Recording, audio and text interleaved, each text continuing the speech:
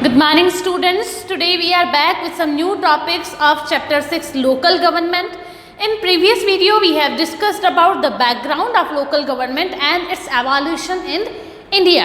Students, today we will discuss about the constitutional status of local governments. We are going to start from the 73rd amendment. 73rd amendment के बारे में देखें तो as I told you earlier कि एक होती है आपकी सेंट्रल गवर्नमेंट, उसके बाद your state government, local government की बात करें, लोकल गवर्नमेंट भी रूरल एरिया, अर्बन एरिया की सेपरेट गवर्नमेंट्स हैं। रूरल एरिया के लिए सेपरेट प्रोविज़न किए हैं, अर्बन एरिया के लिए सेपरेट प्रोविज़न्स हैं। तो हम जिस 73rd अमेंडमेंट की बात कर रहे हैं ना, ये 73rd अमेंडमेंट जो कि 1992 में कंप्लीट हुआ था इंडियन कॉन्स्टिट्यूशन में, इसमें रूरल गवर्नमेंट के लिए कुछ प्रोविजंस हुए थे। ठीक है, 73rd अमेंडमेंट्स के बारे में, 73rd अमेंडमेंट के बारे में अगर मैं आपको बताऊं तो अर्लियर टिल 1992 इंडिया में अभी कितनी शेड्यूल्स हैं? आपके पास 10 सेकेंड्स हैं। आप सोचें कि इंडिया के कॉन्स्टिट्यूशन में कितनी शेड्यूल्स हैं, how many schedules are there. 10 seconds starts now.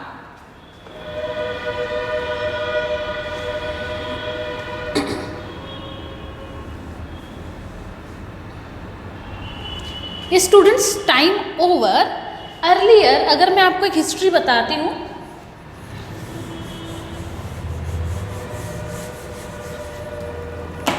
Students जब कॉन्स्टिट्यूशन हमारा इम्प्लीमेंट हुआ दैट टाइम 8 शेड्यूल्स को स्केड्यूल करता है, जो आप अनाउंस करना चाहें आपकी मर्जी। दैट टाइम 8 थी। बढ़ते बढ़ते बढ़ते ये कहाँ तक पहुँची? ये पहुँची 10th तक। तो 1985 में बनी 10 शेड्यूल्स। 73rd अमेंडमेंट जब 1992 में हुआ तो इस 73rd अमेंडमेंट को एज 11th शेड्यूल 1992 में मेंशन किया गया। और ये तो किसके लिए है? This is for the rural area. तो 73rd अमेंडमेंट लोकल गवर्नमेंट की बात तो करता है, लेकिन कौन से एरिया के लिए बात करता है? वो रूरल एरिया के लिए बात करता है। और आगे बढ़े तो एक और अमेंडमेंट हुआ था फॉर लोकल गवर्नमेंट, जो कि अर्बन एरिया में लोकल गवर्नमेंट की बात करता है।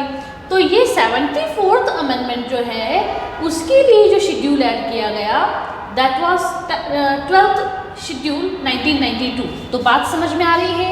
कॉन्स्टिट्यूशन इम्प्लीमेंट हुआ that time 8 schedules were there. 1985 में 10 शेड्यूल्स थी। ठीक है, 85 में 10th शेड्यूल ऐड हुआ। फिर बात करें 1992 में विद दिस कॉन्स्टिट्यूशनल अमेंडमेंट एक और शेड्यूल ऐड की गई। 1992 में ही 74th अमेंडमेंट भी हुआ था अर्बन लोकल गवर्नमेंट के लिए, उसको एज 12th शेड्यूल मेंशन किया गया इन इंडियन कॉन्स्टिट्यूशन। तो आज की डेट में हमारे कॉन्स्टिट्यूशन में कितनी शेड्यूल्स हैं? टोटल 12 ये शेड्यूल्स हैं हमारे कॉन्स्टिट्यूशन में। तो 73rd अमेंडमेंट में हमारे कॉन्स्टिट्यूशनल स्टेटस दिया गया लोकल गवर्नमेंट्स को। अब आपका ये क्वेश्चन होगा कि हमारी सेंट्रल गवर्नमेंट ने तो पहले भी कह रखा था कि हाँ लोकल गवर्नमेंट हो सकती हैं, और ये जो एक स्टेट लिस्ट का सब्जेक्ट होगा और स्टेट चाहे तो लोकल गवर्नमेंट बना सकते हैं। राजस्थान का नागौर का बगदरी जो विलेज है, वहाँ पे नेहरू जी खुद आए थे इनाग्रेशन करने के लिए। तो इसमें डिफरेंस क्या है? स्टूडेंट्स, डिफरेंसेस के बारे में हम वन बाय वन पढ़ेंगे। ये सारे जो मैंने पॉइंट्स लिखाए हैं ये 73rd अमेंडमेंट की कैरेक्टरिस्टिक्स और इसके फीचर्स भी हैं। मैं साइमल्टेनियसली आपके साथ कुछ डिफरेंसेस भी मेंशन करती जाऊंगी कि अर्लियर क्या रहा करता था और 73rd अमेंडमेंट के बाद क्या चेंजेस आए हैं। तो पहले मैं इसको रफ कर दूं, लेटर हम कुछ एक स्ट्रक्चर के बारे में भी पढ़ेंगे। तो पहला पॉइंट स्टूडेंट्स है 3 टायर स्ट्रक्चर और 3 लेवल स्ट्रक्चर। अब 3 टायर या फिर 3 लेवल का मतलब क्या है? देखो स्टूडेंट्स, मैंने आपको बताया था कि लोकल गवर्नमेंट पहले भी थी, लेकिन उन लोकल गवर्नमेंट्स में अर्बन एरिया में कितने स्ट्रक्चर्स रहेंगे? पावर क्या एक ही कोई रूरल बॉडी के पास रहेगी, या फिर पावर का डिसेंट्रलाइजेशन होगा, पावर शेयरिंग होगी with the other rural bodies too? ऐसा होगा क्या? नहीं होगा। कुछ क्लियर कट कोई भी यहाँ पे रूल्स नहीं थे। वेस्ट बंगाल की देखें तो वेस्ट बंगाल में 4 टीयर्स थे, किसी स्टेट में 2 टीयर थे, किसी स्टेट में 1 टीयर था। तो कहीं पर भी कुछ भी वेल मैनेज्ड नहीं था, कहीं पर भी होमोजिनिटी नहीं थी, सिमेट्रिक नहीं था। आपकी मर्जी, आप 4 करो, मेरी मर्जी मैं 2 टायर रखूँगी, मतलब एक पावर मेरे पास रखूँगी और थोड़ी पावर किसी और बॉडी के साथ शेयर कर लूँगी। कुछ ऐसे स्टेट्स थे जो कि 4 बॉडीज़ के साथ पावर शेयरिंग कर रहे थे, और कुछ तो ऐसे थे जो कि सिर्फ अपने पास ही पावर रख रहे थे, और कुछ तो ऐसे स्टेट्स भी थे जो कि लोकल बॉडीज़ को पावर तो दी, लेकिन वो लोकल बॉडीज़ जो थी वो इलेक्टेड नहीं होती थी। डीएम को पावर दे दिया, डिस्ट्रिक्ट मैजिस्ट्रेट मतलब कलेक्टर को पावर दे दिया कि आप इन प्रॉब्लम्स को रिजॉल्व करो। तो कुछ भी यहाँ पे रिटर्न नहीं था, कुछ रूल्स वगैरह बेसिकली बने हुए नहीं थे। लेकिन 73rd अमेंडमेंट ने क्या किया, रूरल एरिया की मैं आपको बात बता रही हूँ, बहुत अच्छे से आप इसको समझने की कोशिश करें। रूरल एरिया में सबसे छोटी होगी आपकी ग्राम सभा, और ग्राम सभा, ये बहुत सारी ग्राम सभा जो है वो मिलाकर बनाएगी ग्राम पंचायत। ग्राम पंचायत, ठीक है। ये ग्राम पंचायत के बाद हम लोग असेंडिंग ऑर्डर में बढ़ रहे हैं, ये सबसे लोएस्ट बॉडी होगी, और उसके बाद अपर हम लोग आते जा रहे हैं। तो ग्राम पंचायत के बाद और हाई लेवल की अथॉरिटी होगी ब्लॉक, और इस ब्लॉक के बाद होगा आपका जिला परिषद। जिला परिषद, ठीक है स्टूडेंट्स। तो this will be the structure of rural government after 73rd constitutional amendment. अब बात क्या है समझने की कोशिश करें, पावर्स का डिसेंट्रलाइजेशन कैसे होगा ये भी आप समझने की कोशिश करें। ग्राम सभा, जहाँ पे 12 to 15, 20 हाउसेस रहते हैं, वहाँ पे सारे जितने भी वोटर्स रहेंगे, कुछ एक ऐसे हमारे यहाँ पे भी एरियाज़ हैं जो बहुत रिमोट है, जहाँ पे ज़्यादा लोग नहीं रहते। तो ग्राम सभा क्या है? ग्राम सभा is the group of voter member sufficient. अगर कभी क्वेश्चन आता है एग्जामिनेशन में, परेशान नहीं हूँ, सिर्फ एक लाइन में आप सेंटेंस कंप्लीट कर लें। ग्राम सभा is a group of voters. तो मान लो ये मैं गांव में रहते हैं, जहाँ पे आपका घर भी और मेरा घर भी है, ठीक है। अगर आप वोटिंग एज क्रॉस कर चुके हो, आप भी 18+, मैं भी 18+, तो हम जितने भी 18+ के लोग हैं ना, एज, ठीक है, तो हम जितने भी 18+ के लोग हैं ना, वो सब मिलकर अपनी एक क्या बनाते हैं, असेंबली बनाते हैं, और वो असेंबली कहलाएगी ग्राम सभा। ये यहाँ पे ये बात इंपॉर्टेंट है कि इस ग्राम सभा में कोई भी पंच, सरपंच या फिर किसी तरह का कोई भी रिप्रेजेंटेटिव नहीं होगा, किसी तरह की अथॉरिटी नहीं होगी। We all will be equal, हम में से कोई रिप्रेजेंटेटिव नहीं होगा, ठीक है। तो ये रहेगी ग्राम सभा, जिसमें से रिप्रेजेंटेशन नहीं होता है, पावर सबके पास है, आपके पास भी उतनी पावर है जितनी मेरे पास है, ठीक है। और महात्मा गांधी के थॉट्स जो हम लोगों ने लास्ट वीडियो में स्किप किए थे, महात्मा गांधी मानते हैं कि ग्राम सभा जो है वो सबसे बड़ा सोर्स है ऑफ डिसेंट्रलाइजेशन। अगर किसी कंट्री में ग्राम सभा नहीं है तो वहाँ डिसेंट्रलाइजेशन नहीं होगा और वो कंट्री वेरी सून करप्ट हो जाएगी। इसलिए पावर का अगर एक्चुअल डिसेंट्रलाइजेशन करना है तो हमको ग्राम सभा बनानी चाहिए। क्यों ग्राम सभा बनानी चाहिए? क्योंकि होता ये है कि मान लो आप डेमोक्रेसी चूज कर रहे हैं, उसमें of the people, by the people, for the people है, तो कुछ लोग क्या होंगे, आप इलेक्ट करोगे तो इलेक्टेड पीपल के पास तो पावर आ गया और आपके पास उतना पावर नहीं है। तो यहाँ पे एक तरह का डिफरेंस रहता है कि कुछ लोग जो इलेक्टेड रिप्रेजेंटेटिव है उनके पास कुछ पावर है और आपके पास नहीं है, ये डिफरेंस आ गया दोनों में, ठीक है। ग्राम सभा ऐसी है जिसमें कोई इलेक्टेड पर्सन नहीं होता, जो भी 18+ हैं आप ऑटोमेटिकली उसके मेंबर बन जाओगे और ऑटोमेटिकली आपके पास भी डिसीजन मेकिंग पावर आ जाएगी। उसके लिए कोई ज़्यादा एफर्ट करने की रिक्वायरमेंट आपको नहीं है, और ऐसा भी नहीं है कि आप ग्राम सभा के मेंबर हैं और आप जो है वो ज़्यादा पावरफुल है, मैं कम पावरफुल हूँ, ऐसा भी कुछ नहीं, क्योंकि वहाँ पे किसी तरह का कोई रिप्रेजेंटेशन होता नहीं है। जो इलेक्शन की मैं बात कर रही हूँ वो नहीं होता है। बहुत सारी ग्राम सभाएं मिलकर ग्राम पंचायत बनाती हैं और यही ग्राम पंचायत जो है इसको हम मानते हैं फर्स्ट टायर, ग्राम सभा को हम लोग फर्स्ट टायर नहीं मानते हैं। फर्स्ट टायर इज योर ग्राम पंचायत। ग्राम पंचायत की बात करें तो बहुत सारी ग्राम सभाएं मिल गई, और ये सारी ग्राम सभाएं मिलके अपने पंच और सरपंच 2 पर्सन्स को, 2 रिप्रेजेंटेटिव्स को इलेक्ट करती है। One is your panch, another is your sarpanch. दोनों का इलेक्शन कहाँ होता है? इस ग्राम पंचायत में। बहुत सारी ग्राम पंचायत जो हैं वो मिलके ब्लॉक बनाती हैं। और ब्लॉक का मतलब क्या होता है? ब्लॉक जो बहुत सारी ग्राम पंचायत का एक ग्रुप होता है, और इसके जो पॉलिटिकल लीडर्स हैं हम उसको क्या कहेंगे? इसका जो पॉलिटिकल लीडर होगा उसको हम लोग कहेंगे। यहाँ पे तो पॉलिटिकल लीडर क्या कहला रहा था? यहाँ पे तो पॉलिटिकल लीडर आपका कहला रहा था सरपंच। ठीक है, यहाँ पे आपका पॉलिटिकल लीडर कहला रहा था सरपंच, जबकि यहाँ पे आपका पॉलिटिकल लीडर कहलाएगा प्रधान। अच्छे से समझे, प्रधान कहलाएगा आपका पॉलिटिकल लीडर।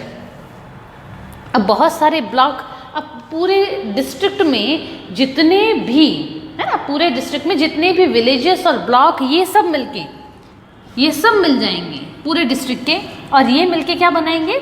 जिला परिषद। जिला परिषद का हेड कौन होता है? जिला प्रमुख। जिला परिषद का हेड जिला प्रमुख होता है। इनको देखो स्टूडेंट्स, इंपॉर्टेंट बात ये है, राजस्थान के हैं हम लोग, मैं राजस्थान का आपको इंट्रोडक्शन दे रही हूँ। वेरियस स्टेट्स में सिंस द पंचायती राज और the local government is still a subject of state list, तो पंचायती राज पर लॉ मेकिंग की जो पावर है वो आज की डेट में भी हमारे स्टेट्स के पास है। तो 73rd अमेंडमेंट में ये कहा गया कि आपको कुछ टायर्स बनाने होंगे, कुछ स्ट्रक्चर बनाना होगा, पावर का डिसेंट्रलाइजेशन करना होगा इन 3 ब्रांचेस में। लेकिन आगे एक और बात कही गई कि स्टेट्स चाहें तो वो किसी भी एक टायर को स्किप कर सकते हैं। वो चाहे तो इस टायर को स्किप कर दे, वो चाहे तो इस टायर को स्किप कर दे।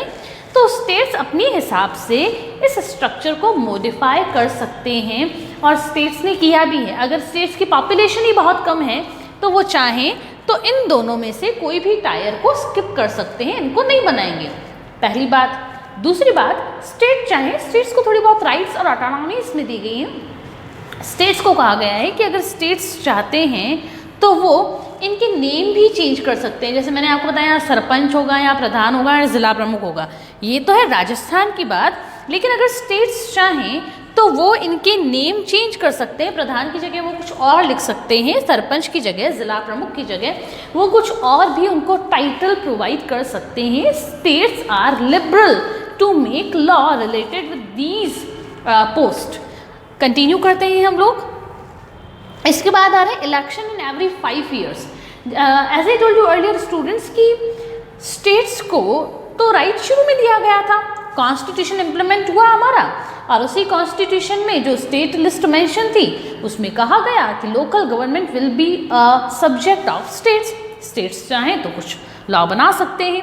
स्टेट्स ने ठीक है, हमारा जो कम्युनिटी डेवलपमेंट प्रोग्राम के लिए जो बलवंत राय मेहता कमेटी बनी थी उसने रिकमेंड किया था कि हाँ पंचायती राज तो होना चाहिए।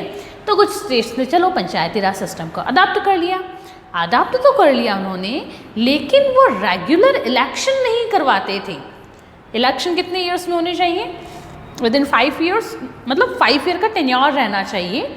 और 5 year का टेन्योर जैसे ही ख़त्म होता है आपको वापस री इलेक्शन करवाना पड़ेगा, फ्रेश इलेक्शन वापस करवाने होंगे। लेकिन वेरियस स्टेट्स ऐसे थे जहाँ पर 15 और 20 ईयर्स तक, 15 years 20 years तक इलेक्शन ही नहीं हुए थे। तो उनकी जो ये टायर्स थे, ग्राम पंचायत, ब्लॉक, जिला परिषद, ये तो अनडिक्लेयर्ड और सस्पेंड ही थे। मतलब 5 साल का उनका टेन्योर कंप्लीट हुआ, अब न्यू इलेक्शन कब होंगे कब होंगे कब होंगे, ऐसा करते करते 15 साल निकल गए, और ये बॉडीज़ जो थी ये एग्जिस्ट की ही नहीं, ये सिर्फ नाम की बॉडीज़ बन गई, नॉमिनल बन गई है। तो ये दिक्कत बहुत ज़्यादा थी।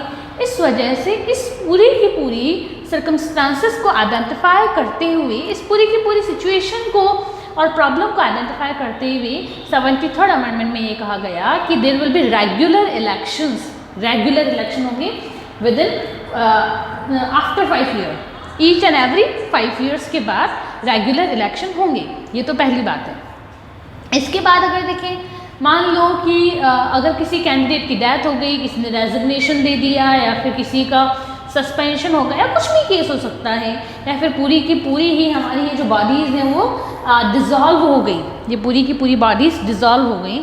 तो इस कंडीशन में मान लो रजनी ने इलेक्शन कंटेस्ट किया था, Rajni was sarpanch, hypothetically, I am not but hypothetically, Rajni was sarpanch, ठीक है। अब रजनी ने रिज़ाइन कर दिया।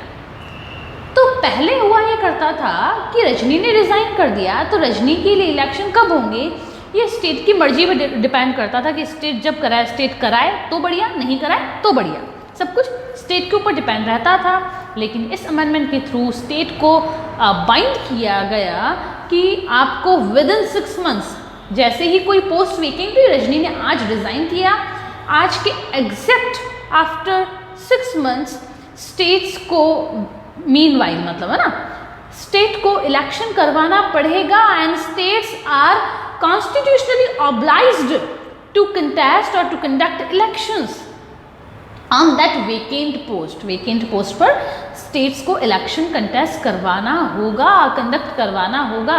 यहाँ पे बहुत सारे इफ़ एंड बट्स हैं, मैं आपको वो नहीं बताऊंगी, कंफ्यूजन क्रिएट होगा। आप जब बड़े होंगे तब आप खुद उन चीज़ों को समझने लगेंगे। हाँ, नेक्स्ट वॉज रिजर्वेशन। जो लोकल बॉडीज़ हैं, जैसा कि भीमराव अंबेडकर के कंसर्न थे कि इंडिया लिव्स इन विलेजेस, तो इस वजह से दिक्कत ये आ सकती है कि जो डोमिनेंट कास्ट है, जो अपर एंड एलीट लोग हैं, वो पॉसिबल है कि हमारी डिप्राइव्ड क्लास ऑफ सोसाइटी को, deprived section of our society को डोमिनेट करें और उनको इतना ज़्यादा रिप्रेजेंटेशन नहीं मिले। तो ठीक है, भीमराव जी अंबेडकर के जो कंसर्न थे उनको भी हम लोगों ने कंसीडर किया, हम लोगों ने in the sense 73rd amendment में उनको भी कंसीडर किया और यहाँ पे रिजर्वेशन किया गया। अब रिजर्वेशन किस किस के लिए, ये आप एक बार समझें। For ST, for SC, for women. अब आपको लग रहा होगा कि ओबीसी कहाँ गया, ठीक है, हमेशा हम लोग SC, ST and OBC count करते हैं ना। तो अभी तो स्टूडेंट्स यहाँ पे प्रोविज़न ये किया गया कि अगर ओबीसी कम्युनिटी को प्रॉपर रिप्रेजेंटेशन नहीं मिलता है इन सारे टीयर्स में, फर्स्ट, सेकेंड एंड थर्ड, तीनों टीयर्स में, तीनों लेवल्स पर अगर ओबीसी कम्युनिटी को प्रॉपर रिप्रेजेंटेशन नहीं मिलता है तो स्टेट आइडेंटिफाई करेगा वो एरियाज और वहाँ पे स्टेट चाहे तो कंडीशनल, स्टेट चाहे तो ओबीसी कम्युनिटी के लिए सीट्स रिजर्व कर सकता है। तो ओबीसी रिजर्वेशन इज कंडीशनल, लेकिन इनके लिए एससी, एसटी एंड विमेन के लिए हमारे जो स्टेट्स हैं, all states are obliged to reserve seats for these communities. अब एसटी के लिए कितना होगा, एसटी के लिए रिजर्वेशन होगा ऑफ 7.5%, एससी कम्युनिटी के लिए 15%, विमेन की बात करें तो 33%। ये मैंने परसेंटेज आपको बता दिया है। इस तरीके से उनके लिए सीट्स रिजर्व्ड होंगी इन सारी डिप्राइव्ड सेक्शन ऑफ सोसाइटी को लेकर। Now 29 subjects are there. मैंने आपको बताया था ना कि पहले जो लोकल गवर्नमेंट थे, लोकल इश्यूज जो हैं वो स्टेट के पास थे, स्टेट सब्जेक्ट का एक पार्ट थे। तो इस अमेंडमेंट के थ्रू ये प्रोविज़न किया गया कि स्टेट्स के पास जो पावर हैं related with the local government, states उसमें से कुछ सब्जेक्ट स्टेट के ऊपर डिपेंड करता है कि वो 29 देता है या नहीं देता है। लेकिन हाँ, ये कॉन्स्टिट्यूशन में इस चीज़ को थोड़ा सी रिलैक्स किया गया, स्टेट्स को रिलैक्सेशन दिया है, स्टेट्स को ऑटोनॉमी दी है कि आप ये जो 29 सब्जेक्ट्स हैं, इन सब्जेक्ट्स में से स्टेट जो भी एप्रोप्रिएट माने, स्टेट्स वो सब्जेक्ट्स जो हैं वो सारी इन रूरल लोकल बॉडीज़ को एलोकेट करें। आ रही है बात समझ में? जो सब्जेक्ट्स स्टेट्स के पास हैं related with the rural local government, वो कितने थे? 29 थे। अब इस अमेंडमेंट के थ्रू स्टेट्स को डायरेक्ट किया गया, ऑब्लाइज्ड नहीं किया गया, डायरेक्ट किया गया कि वो कर सकते हैं। कहा गया कि इन 29 सब्जेक्ट्स में से आप जितना इनको पावर हैंड ओवर करना चाहें आप करें। तो कुछ स्टेट्स जो है 29 के 29 ही पावर्स उन्होंने दे दिए और कुछ ने 29 पावर्स नहीं दिए। अब ये पावर्स कैसी हैं? ये पावर्स से ड्रिंकिंग वाटर को लेकर, इरिगेशन की बात अगर हो गई, एग्रीकल्चर हो गया आपका, और इस तरह के छोटे छोटे जो इश्यूज़ रहते हैं आपकी रूरल लाइफ से रिलेटेड ही, उन सबको हैंडओवर किया गया है इनको, ये सारी बॉडीज़ को। नाउ फाइनेंस कमीशन, अब जैसे कि मैंने आपको बताया कि ड्रिंकिंग वाटर की बात कर लें अगर हम लोग, या फिर इरिगेशन की बात कर लें, या फिर रोड्स की बात कर लें हम लोग, या फिर कोई एक कम्युनिटी हॉस्पिटल की बात कर लें, तो ये सारी चीज़ें तो हैं। इसके लिए क्या चाहिए? पैसा, मनी, फंड चाहिए ना। तो इस वजह से इसी कॉन्स्टिट्यूशनल अमेंडमेंट के अंदर एक और प्रोविज़न किया गया for the formation of state finance commission. State finance commission, अब ये जो स्टेट फाइनेंस कमीशन है वो ईच एंड एवरी 5 ईयर्स में कॉन्स्टिट्यूट होता है, तो बहुत अच्छे से याद रखें। इस कमीशन का टेन्योर जो है that will be of 5 years, her 5 years में ये कॉन्स्टिट्यूट होता है। इसका बेसिक फंक्शन क्या है? It's basic function is to assess the requirements of these governments, मतलब इनकी क्या क्या रिक्वायरमेंट्स हैं उसका असेसमेंट करना। तो मालूम पड़ेगा कि ठीक है हम जो राजस्थान है यहाँ पे रूरल गवर्नमेंट्स जो हैं उनको 20,000 करोड़ रुपीस की रिक्वायरमेंट है टू इम्प्लीमेंट देयर प्लान्स, ठीक है। तो ये ऐसा असेसमेंट करेगा, असेसमेंट करके वो स्टेट गवर्नमेंट को हैंड ओवर करेगा, और फिर स्टेट गवर्नमेंट चाहे तो वो जो भी रिकमेंडेशंस है ऑफ फाइनेंस कमीशन वो माने नहीं माने वो उसकी मर्जी है। State government again is not obliged to follow the instructions or to consider the advice or the recommendations which are provided by finance commission। तो finance commission का काम सिर्फ रिकमेंड करना है। अब स्टेट गवर्नमेंट उसको माने नहीं माने वो स्टेट गवर्नमेंट की मर्जी है। आगे बढ़ते हैं। State election commission, as I told you earlier कि पहले रेगुलर इलेक्शन नहीं होते थे, एक बार इलेक्ट हो गए अगर सीट किसी भी केस में वेकेंट हो जाती तो कब इलेक्शन होंगे कुछ सर्टेन नहीं था। इलेक्शन कौन करवाता था? इलेक्शन करवाती थी हमारी गवर्नमेंट की ही बॉडीज़। अब देखो गवर्नमेंट करवा रही है, गवर्नमेंट राजस्थान की, इलेक्शन कौन करवा रही है? गवर्नमेंट की बॉडीज़ ही। तो अगर राजस्थान में कांग्रेस की गवर्नमेंट है, दैट टाइम की बात कर रही हूँ, राजस्थान में कांग्रेस की गवर्नमेंट है, Rajni is also a candidate of Congress government. तो ये जो कांग्रेस गवर्नमेंट्स का जो एडमिनिस्ट्रेशन है वो मुझे कहीं ना कहीं तो फेवर करेगा, not directly but indirectly it may be possible, ठीक है। तो यहाँ पे पूरी की पूरी पॉसिबिलिटी रहती थी कि जो हमारी स्टेट गवर्नमेंट्स हैं वो हमारे स्टेट के ऑफिशियल्स जो हैं उनका मिसयूज़ कर सकती है in favour of their candidate. इस वजह से जैसे हमारा नेशनल इलेक्शन कमीशन है ना, election commission of India ECI, उसी की बेस पर ही हमारे यहाँ पर राजस्थान में means each and every state में एक स्टेट इलेक्शन कमीशन बनाया गया that is autonomous from the state government. State government का इस जो इलेक्शन कमीशन है, स्टेट इलेक्शन कमीशन, इसके ऊपर होल्ड और डोमिनेंस नहीं रहेगा, इन्फ्लुएंस नहीं रहेगा, ये कम्प्लीटली इंडिपेंडेंट है। अब ये इंडिपेंडेंट है तो ये अपने हिसाब से काम करेगा। पहले तो क्या होता था कि ये स्टेट है, स्टेट के ही कुछ दूसरे एडमिनिस्ट्रेटर्स जो थे वो वोटिंग करवाते थे, तो स्टेट कंट्रोल करता था इनको। लेकिन अब ये ऑटोनॉमस बॉडी बन गया है जिसके ऊपर पूरी रिस्पॉन्सिबिलिटी रहती है to contest election timely. Now students let us discuss about the 74th amendment 1992। अब देखो बात क्या है, ये 2, 3, 4 और 5 का जो मैंने आपको पहले बात बताई थी, 6 ऑल्सो, ये आखिर बात क्या है? देखो स्टूडेंट्स 1992 जो था उसमें तो 73rd और 74th अमेंडमेंट को हमारी parliament, both houses of parliament, Lok Sabha as well as Rajya Sabha, यहाँ से अप्रूवल मिला था। लेकिन कोई भी बिल लॉ कब बनता है? जब प्रेसिडेंट उस पर साइन करता है। तो 1992 में ये टेबल हुआ, 1993 में इस पर प्रेसिडेंट ने साइन किया। इसके बाद वेरियस स्टेट्स जो थे उनको ये सारी के सारे स्ट्रक्चर्स बनाने भी तो थे, उनको भी अपने कुछ प्रोविजंस करने थे, कुछ अमेंडमेंट्स करने थे। तो इस अपने लॉ में अमेंडमेंट में स्टेट लॉ जो है उसमें अमेंडमेंट करना था, तो स्टेट्स को 1 ईयर का टाइम दिया गया कि ठीक है आप 1994 तक कुछ जो भी अमेंडमेंट आपको करने हैं आपके पास 1 ईयर है, आप जो करना है इस 1 ईयर में पूरी प्रिपरेशन करें। तो 1992 में लोकसभा और राज्यसभा से बिल पास हुआ 93 प्रेसिडेंट ने अप्रूवल दिया, 94 तक का टाइम दिया गया हमारे स्टेट्स को। अब 96 कहाँ से आ गया? स्टूडेंट्स, बात है कुछ ऐसी कि इंडिया में बहुत सारे ऐसे रीजन्स अभी भी हैं, रीजन्स ऐसे हैं just like Andaman and Nicobar. हमारा राजस्थान का देखें तो बांसवाड़ा, डूंगरपुर, उदयपुर का छोटा सा पार्ट देखें आप तो, या फिर आप बारां, झालावाड़ वाला रीजन देखें, ठीक है, साउथ ईस्ट राजस्थान का रीजन आप देखें तो यहाँ पे आपको मिलेंगे ट्राइब्स। अब ट्राइब्स जो हैं वो तो मदर नेचर से बहुत ज़्यादा क्लोज हैं उसके, क्या हम उनको भी इसी 73rd अमेंडमेंट के साथ या फिर 74th अमेंडमेंट के साथ इंक्लूड कर सकते थे? सो स्टूडेंट्स, ऐसा पॉसिबल नहीं था क्योंकि ट्राइब्स का अपना ही पूरा स्ट्रक्चर रहता है, उनके कल्चर को प्रोटेक्ट करने के अपने रूल्स होते हैं और हमारी गवर्नमेंट उनके टूवर्ड्स बहुत सेंसिटिव है।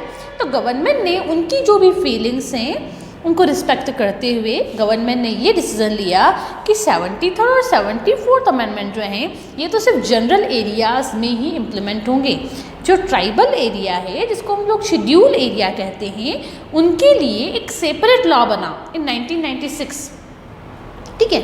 दिलीप सिंह भूरिया, बुक में नेम है नहीं है, आई डोंट नो, लेकिन हाँ, दिलीप सिंह भूरिया की चेयरमैनशिप में एक कमेटी बनी और उस कमेटी ने कुछ रिकमेंडेशंस थी इंडियन गवर्नमेंट को, और वो रिकमेंडेशंस जो थी 1996 में इम्प्लीमेंट हुई और उस भूरिया कमेटी की रिपोर्ट पर एक एक्ट बना, ठीक है। इस एक्ट का नेम क्या है? PESA act, PESA, PESA. अब पेसा का मतलब क्या है? पेसा इज एन एब्रिविएशन, इसका फुल फॉर्म रहेगा Panchayati Raj extension in schedule area.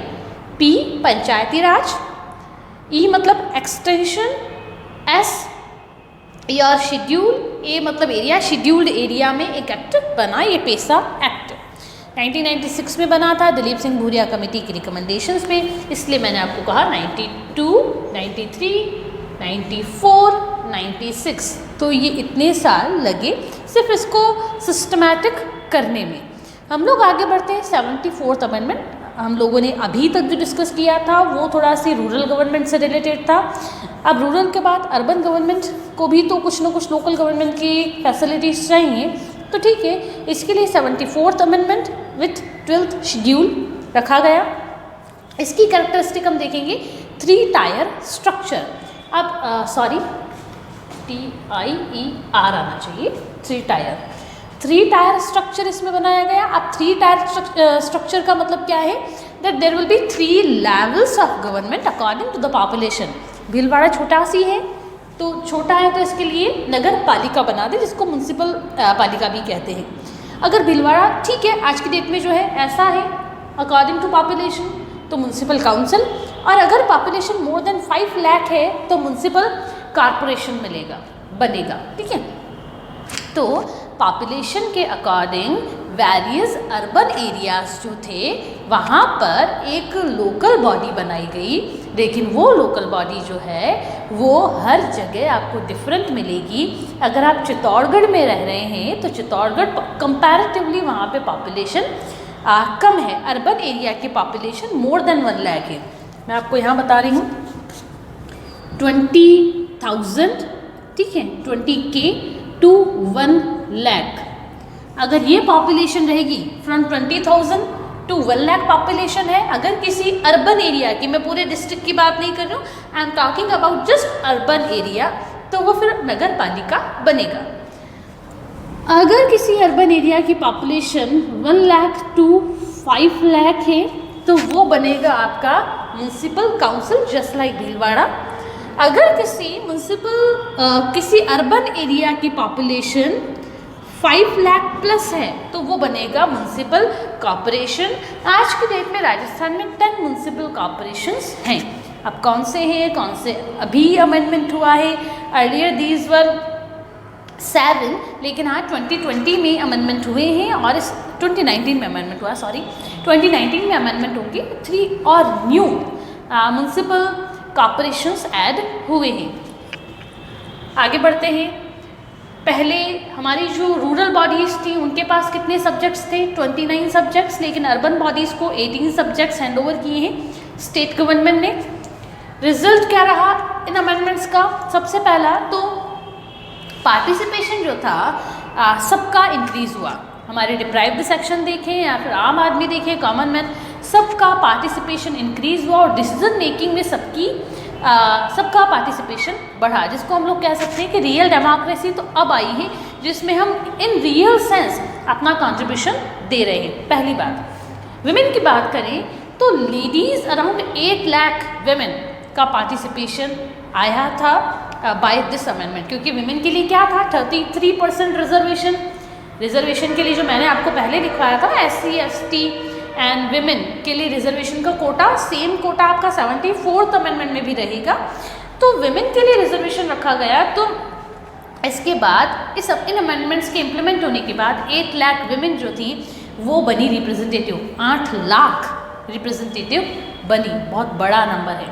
तो पार्टिसिपेशन तो विमेन का बढ़ा, लेकिन कुछ डिस्प्यूट्स भी हैं विमेन पार्टिसिपेशन से रिलेटेड कि जहाँ पर सीट रिजर्व हुई वहाँ पे फीमेल ही इलेक्शन कंटेस्ट कर सकती थी, मेल तो इलेक्शन कंटेस्ट नहीं कर सकते थे। तो जो डोमिनेट करने वाले डोमिनेटिंग मेल थे उन्होंने अपनी वाइफ, अपनी सिस्टर, अपनी मदर को क्या किया, इलेक्शन कंटेस्ट करवा दिया। तो नाम तो किसका चल रहा है? फीमेल का चल रहा है। उसके बिहाफ पर रूल कौन कर रहा है इन रियल सेंस? उनके हस्बैंड, उनके ब्रदर और उनके सन या फिर कोई और रिलेटिव। तो वास्तव में जो फीमेल है 8 लाख का नंबर बहुत ही अच्छा लग रहा है, फैसिनेटिंग नंबर है बहुत ज़्यादा, लेकिन इन रियल सेंस से 8 लाख वुमेन जो थी ये रूल नहीं कर पा रही थी। इनके बिहाफ पे मेल कम्युनिटी ने रूल किया। और आपको खुद को मालूम होगा अगर आपके आसपास कोई लेडी रिप्रेजेंटेटिव है तो वो रूल नहीं करती हैं, उनके बिहाफ पे जो भी डिसीजन मेकिंग होती है वो तो उनके family member, male family member करते हैं, जो कि रियल सेंस में वुमेन का पार्टिसिपेशन इंश्योर नहीं करता है।